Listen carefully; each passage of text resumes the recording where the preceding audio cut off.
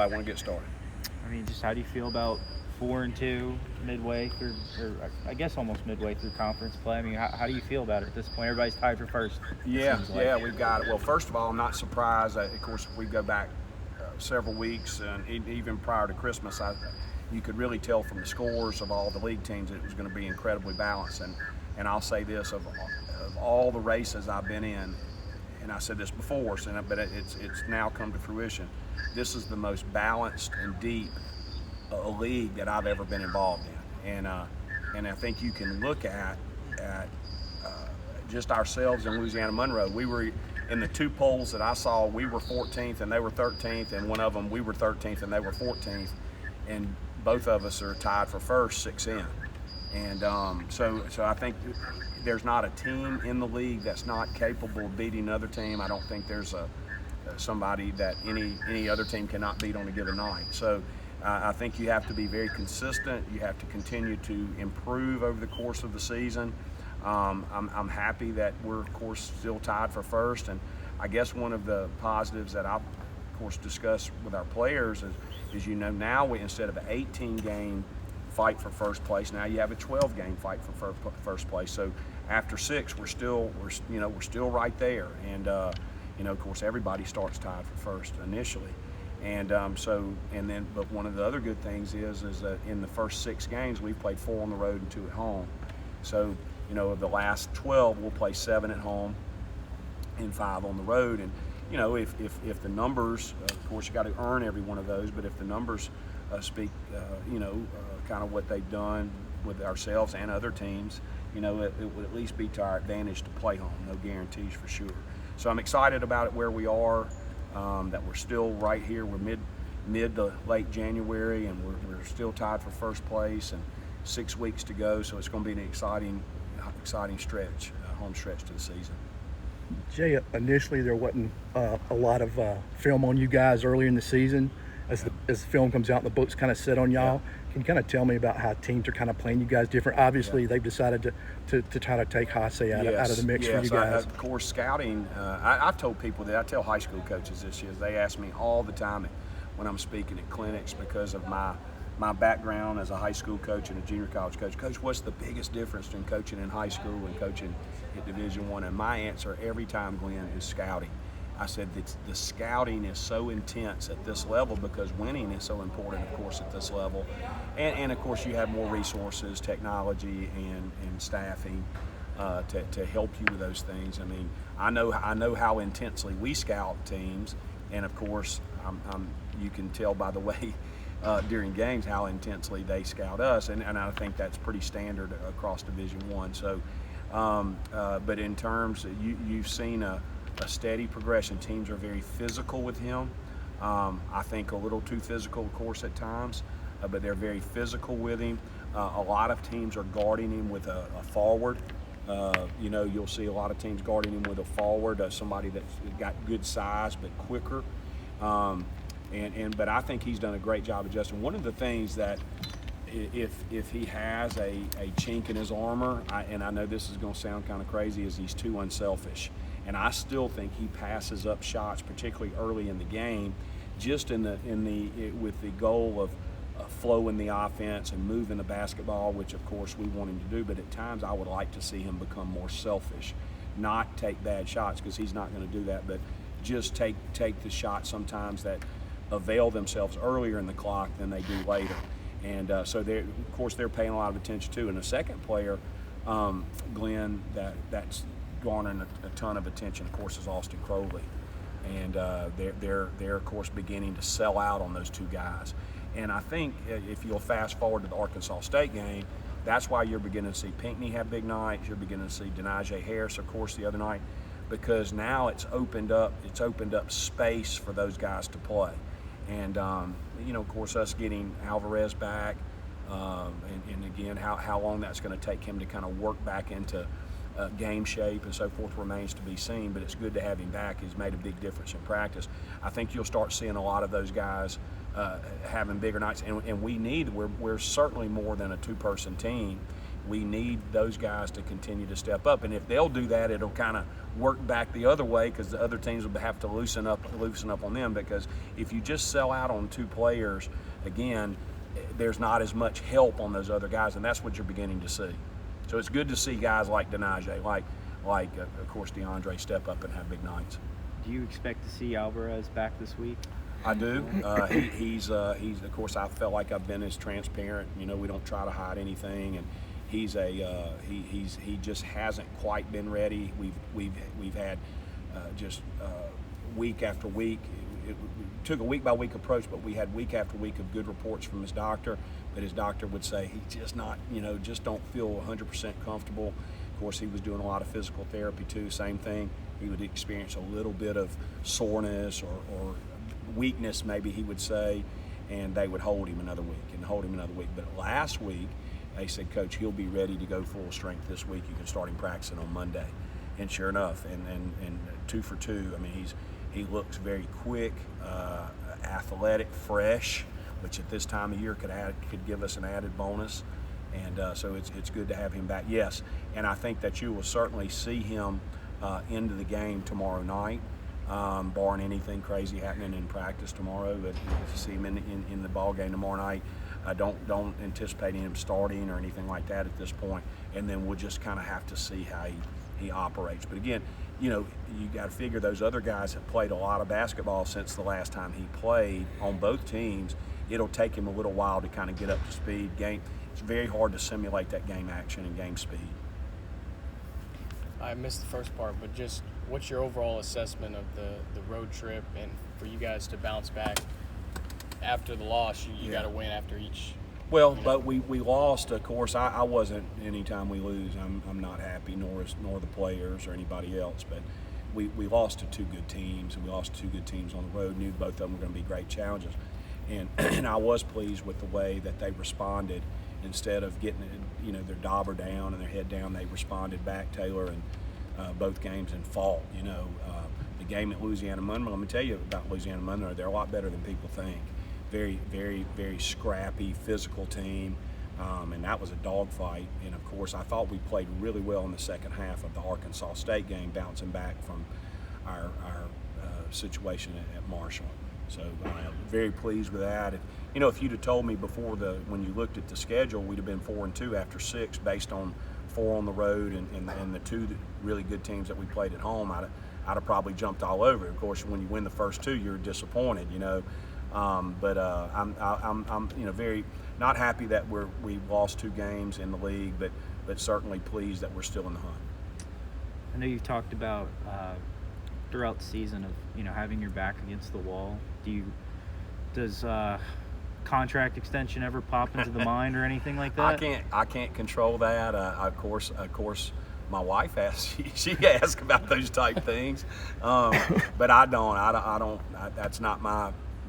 It's out of my control. The only thing I can control is how hard we work at it every day, and we got a great staff, got a great group of players, and we're working hard. And I think my philosophy's always been those things will take care of themselves. But I would be, Andrew, not being dishonest, but I try to just focus on what I can control and understand that I can't control all that. That, of course, would be my bosses. But you would certainly hope that I'll. If we continue to have a good year, that things would work out. This is the job that I've always wanted, and I've poured everything I've got in my soul into it. So I hope that it'll work out. So still waiting for that conversation. Certainly, I would have expected to have that type of conversation this early anyway. We got a lot to do, a lot to go, and that's not the way Jeremy operates anyway. Just like last year, we'll sit down at the end of the season and kind of see how things go, and I guess that'll remain to be seen. Coach, South Alabama looks like a different team from last year. Yeah. Obviously, can you talk about what you expect to see out of them? Well, first of all, don't let their record fool you. They've lost. If you look at who they've lost to in the non-conference, they played one of the toughest non-conference schedules. Alabama's and a lot of people, UAB, and a lot of really good teams. And of course they didn't win a lot of those games, but they were very competitive. And then, of course, in the league, they've lost a number of close. They've won a few close games too. Every game they seem to play seems to come down to the last couple of possessions. So, but they're a good team. They're well coached. It's an old-time rivalry for Southern Miss, going way back into the '70s, and now it means a lot. And I hope we'll have a great crowd in here, Glenn. They'll bring a crowd, I'm certain. Always have, always did. And it's a huge game for us, and it's a huge game for them. They're trying to get into that mix. Everybody's fighting for. You want to win the league, of course. I mean, let's face it, that's the pride. But the real deal is getting in the top 4, because if you get in the top 4, you get a double bye in the tournament. And so everybody's fighting for that. And of course, you got 6 tied, but they're right there, as well as a few other teams right there on the cusp. So they're going to be playing with a lot of, not that they wouldn't, but a lot of desperation to try to, motivation to try to get to get into that top 4, just like we are. So of the 6 weeks left of the season, amazing it's gone this fast, but 6 weeks left, every single game will be critical. They're all going to be just hard-fought dog fights. That's what we expect tomorrow. Touch on the problems, the big guy, kind of a Jemison type frame, what the problems he creates inside. Kevin Samuel, of course, he played his first 3 years of his career, 3 or 4 at TCU, and so I mean, this is a guy, I think he started every single game he ever played at TCU, so he's got that kind of experience. Of course, used his extra year, graduate year, to transfer to Florida Gulf Coast last year, and of course, Richie and them do a good job of getting grad transfers, and so he's at South Alabama now. And he adds a dimension. He's just so freaking big, and we just don't really have anyone like that on our roster. So we've got to kind of use the tortoise and hare approach, and we've got to attack. And by the way, they've got a lot of other really good players too. Their guard, Isaiah Moore and Jones, those guys are really, really good. But to answer your questions about Samuel, he's so big, and it's not something that we see day in, day out. So we're going to have to do a really good job of being physical, making sure that we get him out away from the basket as much as possible, because if he scores it in there around the rim, I mean, if he catches it, he's very difficult to keep from scoring. So he causes a lot of problems, and of course, he rim protects on the defensive end, so he makes scoring, right there close to the basket very critical. Again, we're going to have to make some shots.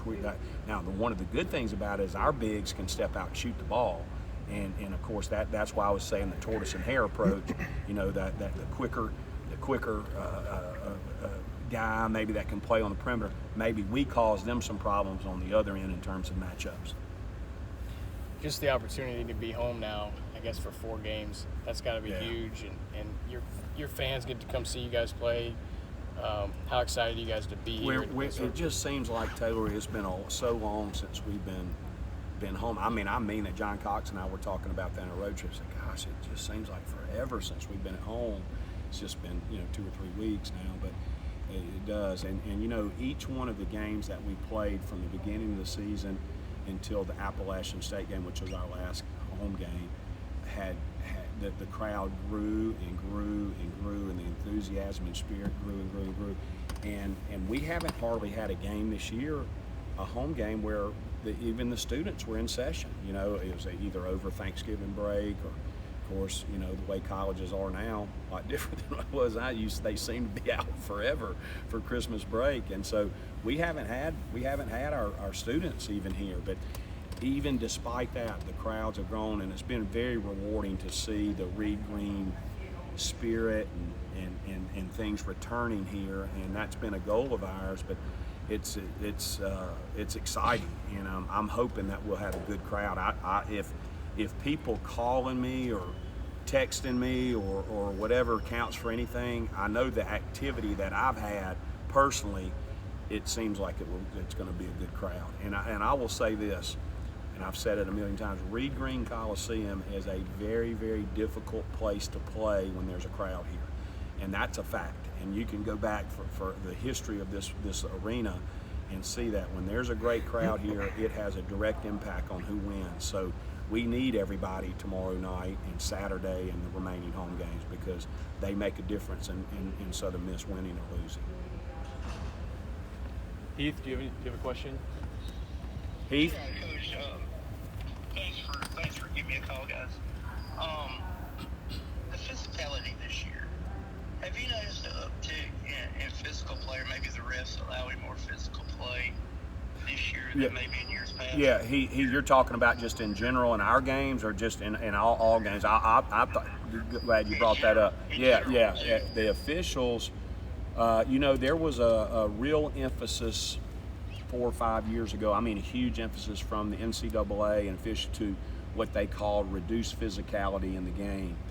But I think